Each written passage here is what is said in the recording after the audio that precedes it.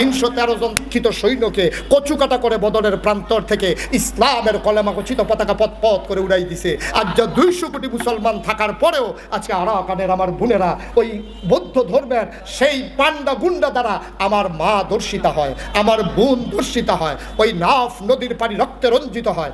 আজকে 200 কোটি মুসলমান থাকার পরে ওই ভারতের হায়নার মাধ্যমে আমার কাশ্মীরের বোনেরা আজকে ধর্ষিতা হয়, আজকে ঝিলাম নদীর পানি রক্তে রঞ্জিত হয়।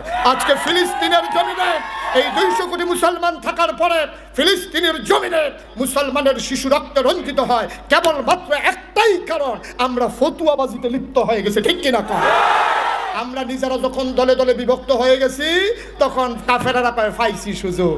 কেড়ায় এই হেন এই দল শুরু হয়ে গেছে, কেড়ায় আত উফরে বানবো, কেড়ায় নিচে বানবো, কেড়ায় আমিন জুড়ে কইতে পারে, কেড়ায় ফাটাইলেই তো পারে। এই চলতে আছে কারবার। কাফেরারা এখন আত্মালি দিতে আছে, লাগাই দিছি মসজিদ।